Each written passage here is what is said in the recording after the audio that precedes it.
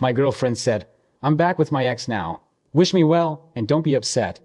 I replied, "Good luck." Then I started dating her best friend, the one who had liked me for a long time. And 4 days later she called me crying. "I'm back with my ex now. Wish me well and don't be upset." That's the text. No preamble. No explanation. Just that, dropped into my phone at 8:42 a.m. like an automated out-of-office reply. For context, I'm Ryan, 31M. She's Claire, 29F. Together just over a year. Serious enough that we'd met families, had routines, talked vaguely about next year. Serious enough that this message didn't make sense unless you already knew Claire. Claire has always treated emotions like inconveniences. Hers were valid. Everyone else's were negotiable. She liked to say she was direct, which mostly meant she said brutal things and expected applause for the honesty. I stared at the screen longer than I should have. Read it 3 times. The last line annoyed me the most. "Don't be upset," as if that was something she could pre-approve. I typed back exactly 2 words. "Good luck." No punctuation. No sarcasm. No follow-up. She saw it immediately. Didn't respond. That was very Claire. She liked exits that felt clean for her. The narrative in her head was probably something like, "I was honest. He was mature. We both handled it well." She'd tell people that later. I could already hear it. I want to work like normal. Didn't call in sick. Didn't spiral. Just felt hollowed out. Like someone had reached in and removed a piece I hadn't realized was load-bearing. Around noon, her Instagram story popped up. I shouldn't have watched it. I did anyway. A blurry photo of 2 coffee cups. One clearly not hers. Caption, "Full circle white heart." That was how I found out she hadn't just reconnected with her ex. She'd already slid right back into his life and out of mine, without pausing long enough to feel awkward about it. I muted her stories after that. Not blocked. Not yet. That night, my phone buzzed again. Not from Claire. From her best friend. And that's where things actually started. Her best friend's name was Maya. 28F. Lived across town. The kind of girl Claire always described with faint condescension. Sweet, but passive, too loyal, bad at picking men. I'd known her the entire relationship. She was always around. Always supportive. Always the one who remembered birthdays, brought extra snacks, asked how I was doing when Claire didn't bother. Her text was simple. "Hey, I just heard. Are you okay?" That alone hit harder than Claire's exit message. I didn't reply right away. Not because I was playing games, but because I genuinely didn't know how to answer. Okay felt dishonest. Not okay felt like an invitation I wasn't ready to send. So I went with honesty light. "I'm processing. Thanks for asking." 3 dots appeared. Disappeared. Appeared again. "I'm really sorry," she wrote. "You didn't deserve that." No, she didn't mean it like that. No, she's just confused. No defense. Just validation. We didn't talk much that night. A few messages. Nothing flirty. Nothing heavy. Just 2 people acknowledging something had ended badly. The next day, Claire texted me again. Just wanted to make sure there's no hard feelings. "I really hope we can be adults about this." That was classic her, checking the emotional perimeter without stepping back inside. Making sure I wasn't going to inconvenience her new happiness with my discomfort. I replied with the same energy I'd given before. "All good. Take care." She left it on read. Later that evening, Maya texted again. "Do you want to grab coffee sometime? No pressure. Just to talk." I stared at the message for a long time.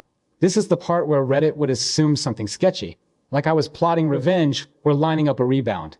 I wasn't. I just didn't want to feel invisible. We met 2 days later at a quiet cafe. Neutral ground. No shared memories. Maya looked nervous when I walked in. Smiled too fast.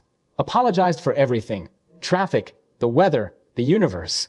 It was endearing in a way I hadn't felt in months. We talked for 2 hours. About nothing important. About everything important. And at some point, somewhere between laughing about a bad movie and realizing how easy the conversation felt, I understood something that made my stomach twist. This wasn't new for her. She hadn't just reached out because she felt bad for me. She'd been holding this back for a long time.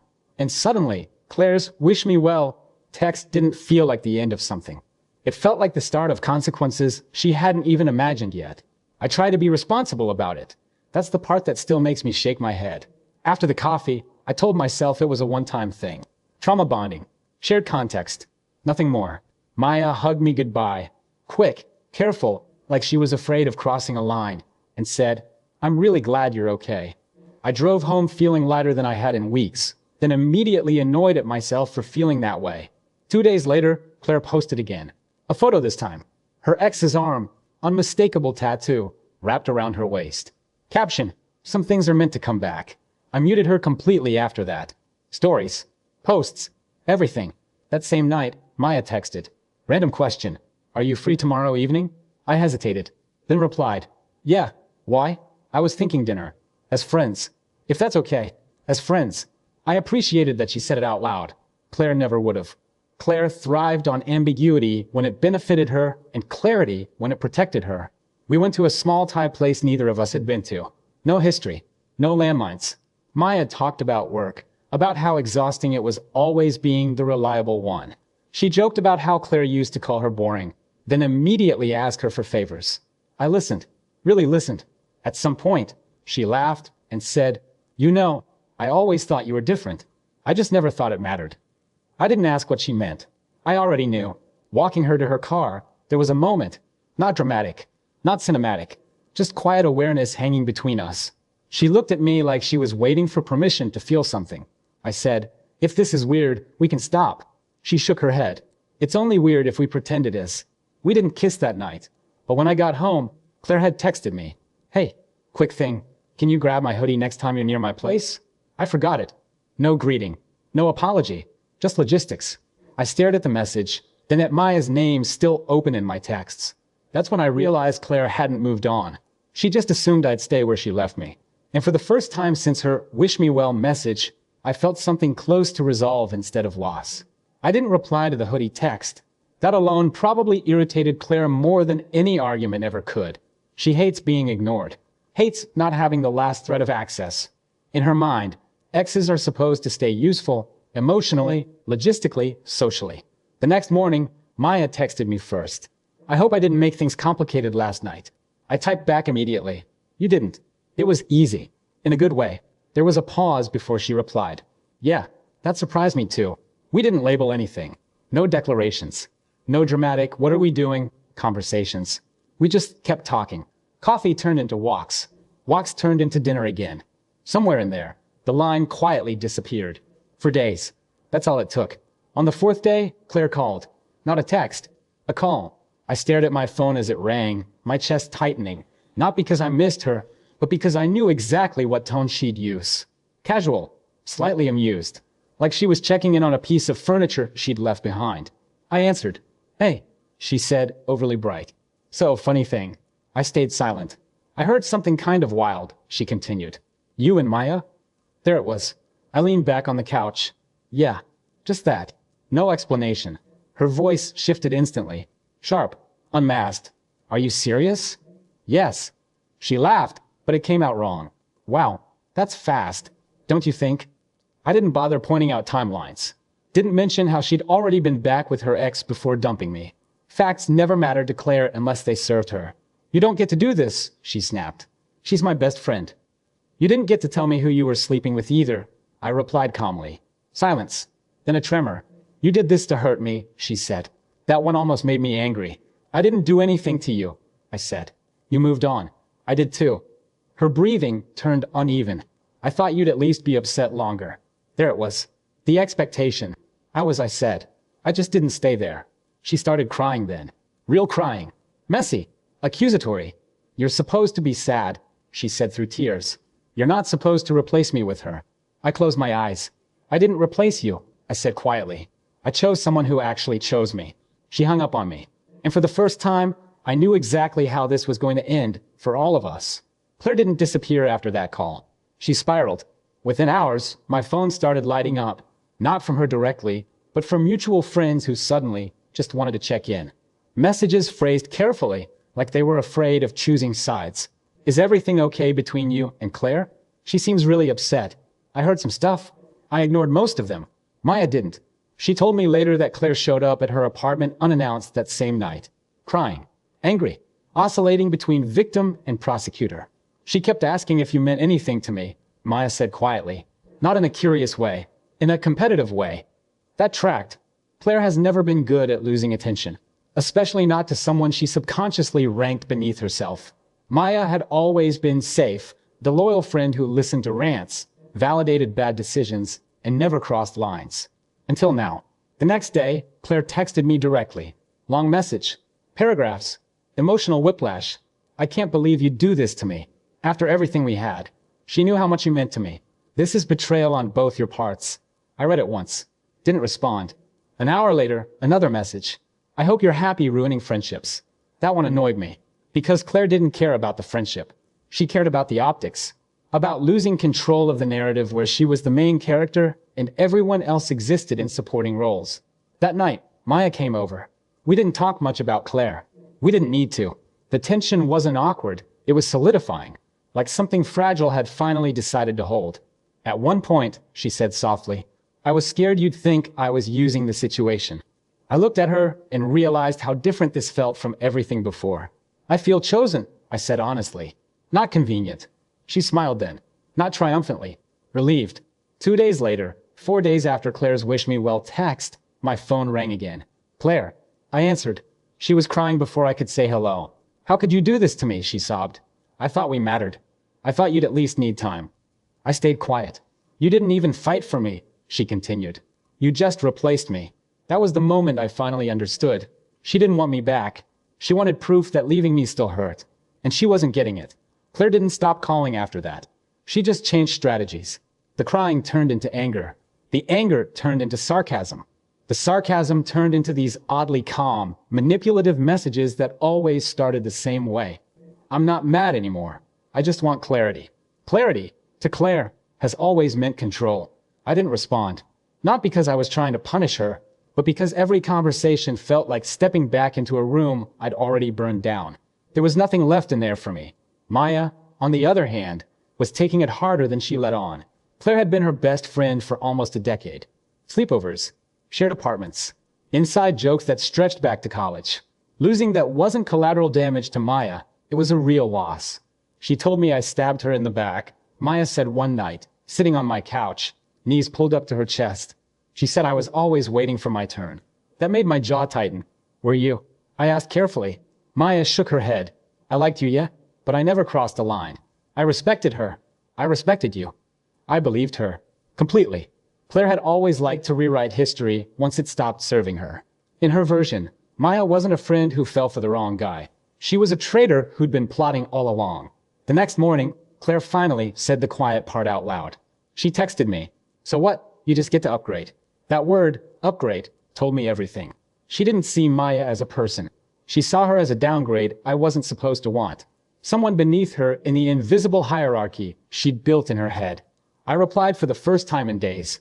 This isn't about comparison. She responded instantly. It is to me. Of course it was. That afternoon, Maya got a call from Claire's ex, the same one Claire had gone back to. Apparently, Claire had been fighting with him nonstop, crying, accusing him of ruining her life. He'd already started pulling away again. The irony wasn't lost on any of us. Claire burned bridges fast, but she always assumed there'd be something solid left behind to stand on. This time, there wasn't. And the more she realized that both her boyfriend and her backup plan were gone, the more frantic she became. I could feel it building. The blow-up hadn't happened yet, but it was coming. The blow-up came 2 nights later. I was at Maya's place, helping her cook dinner. Nothing fancy, just pasta and a badly chopped salad, when her phone started buzzing on the counter. She glanced at the screen and went still. Claire, she said quietly. It rang again, and again. Maya didn't answer. Instead, Claire called me. I stepped into the hallway and picked up. What the hell is wrong with you? Claire snapped immediately. No greeting. No tears this time. Just fury. I'm not doing this, I said. Oh, you're doing it, she shot back. You think you can just move on like I never mattered? With her? There it was again. That word. Her. Like Maya was a prop. You dumped me, I said evenly. You told me you were back with your ex and wish me well. I didn't think you'd actually replace me, she yelled. Normal people don't do that. I didn't replace you, I replied. I accepted what you said. She laughed, sharp, unhinged. Accepted? Don't flatter yourself. You were supposed to be hurt. You were supposed to need time. That's not my job, I said. She went quiet for a second, then dropped her voice into something colder. You know she's doing this to hurt me, right? I clenched my jaw. Don't talk about her like that. Oh, please, Claire scoffed. She's always wanted what I had. You're just the latest example. I ended the call right there. When I went back into the kitchen, Maya was sitting at the table, hands wrapped around a glass of water she hadn't touched. She hates me, Maya said softly. No, I said, sitting across from her. She hates losing. Maya nodded, but I could tell it still hurt. Losing a best friend, even a toxic one, leaves a mark. That night, Claire sent one last message in a group chat with mutual friends. Just so everyone knows, I got dumped and betrayed. Guess loyalty doesn't exist anymore. I left the group without responding. Maya did too. And in that moment, something shifted. Claire wasn't controlling the story anymore. She was shouting into a room that was quietly emptying. After that night, everything went quiet. No calls, no texts, no vague posts, no friends checking in on her behalf. It was the kind of silence that only happens when someone finally realizes they've lost the audience and the stage at the same time. Maya told me later that Claire had tried to backpedal hard. First, she went to her ex, the same guy she'd left me for. Showed up at his place crying, telling him everything had fallen apart because she'd made a mistake. According to him, she wanted reassurance, not accountability. He didn't give her either. He ended things again. For good this time. That was when the panic really set in. Claire called Maya one last time. Not angry, not sarcastic, just broken. She asked me if you were really happy, Maya said, voice tight. Not if I was okay. Not if she hurt us. Just whether you were happy. That tracked too. Claire never wanted happiness for anyone else. She wanted comparison. If I was miserable, then her decision made sense. If I was fine, then she'd miscalculated. A few hours later, my phone rang. Unknown number. I answered. Hey, Claire said quietly. No edge. No performance. It's me. I didn't speak. I'm not calling to fight, she said quickly. I don't understand how this happened so fast. I thought about it for a moment. It didn't, I said. You just weren't paying attention. She let out a shaky breath. I didn't think you'd move on before I did. That sentence said more than anything else ever had. You told me you were back with your ex. I replied. I believed you. I didn't think it would cost me you, she whispered. I closed my eyes. You don't get to decide the price after the transaction, I said. She cried then. Quietly. No accusations left. Just grief and shock. I really did think you'd be there if it didn't work, she admitted. I said. Until you told me not to be. We stayed silent for a few seconds. I hope you're happy, she said finally. I am, I replied. That was the truth. She hung up without saying goodbye. I didn't hear from Claire for a week after that call. No texts. No surprise numbers. No dramatic posts. That kind of silence only comes when someone is replaying every decision they made, hoping one of them will suddenly make sense if examined hard enough. Then, late Friday night, she tried again. This time it wasn't emotional. It was casual. Hey, random question. Are you actually dating Maya, or is this just a rebound thing? I stared at the message and felt nothing. No spike. No irritation. Just clarity. I replied honestly. We're dating. 3 dots appeared. Disappeared. Appeared again. Wow. So it's serious? That question annoyed me more than it should have. Not because it was invasive, but because of what it implied. That seriousness was something she still needed to approve. That I owed her an explanation for moving forward. It's real, I typed. That's all that matters. She didn't respond right away. When she did, it was long. I just don't get how you could move on so easily. It makes me feel like what we had didn't matter at all. Like I was nothing to you. There it was. The final pivot. From anger to wounded pride. I took my time replying. What we had mattered, I wrote. But you ended it. I didn't know at a morning period you could measure. The typing dots stopped. Minutes passed. Then, so that's it. You're really choosing her over me. I shook my head, even though she couldn't see it. You chose first, I replied. I just didn't argue. That was the last message she sent that night. An hour later, Maya texted me from the other room. She messaged me, asked if this was worth it. I walked in, sat next to her, and showed her my phone. Maya read the messages quietly, then looked up at me. She still thinks this is about winning, she said. I nodded. Yeah. Maya leaned into me, resting her head on my shoulder. I'm glad you didn't stay where you weren't chosen, she said softly. So was I? And I knew, deep down, that there was only one conversation left. The final call came 4 days later. I was sitting on Maya's couch, half watching a show we weren't really paying attention to, when my phone lit up with Claire's name. Not a blocked number, not a burner. Her actual contact. I hesitated for a second, then answered. Not because I owed her, but because I knew this was the end. She was already crying. I don't understand, she said between breaths. I really don't. You were supposed to be the safe one. There it was. The truth, stripped bare. I didn't know choosing myself meant losing you forever, she continued. I thought you'd be there. Like before. I closed my eyes. You didn't choose yourself, I said quietly. You chose your ex. And you told me not to be upset about it. That wasn't what I meant, she snapped, then broke again. I thought you'd wait. I glanced over at Maya, who gave me a small, reassuring nod without hearing a word. I didn't wait, I said. I moved forward. So that's it, Claire whispered. You're really happy with her? Yes, I said. No hesitation. No softening the blow. A long silence followed. The kind that stretches because there's nothing left to negotiate. I guess I misjudged you, she said finally. I didn't think you had it in you to walk away. I didn't either, I admitted. Until you made it easy. She let out a shaky laugh. I wish you'd fought harder. I shook my head. I wish you hadn't told me goodbye before you were ready to mean it. Another pause. Good luck, she said, bitter now. The words she'd never expected to hear back. Good luck, I replied. I hung up, blocked her number for the last time. Maya reached for my hand. I squeezed back. Claire thought she ended things cleanly.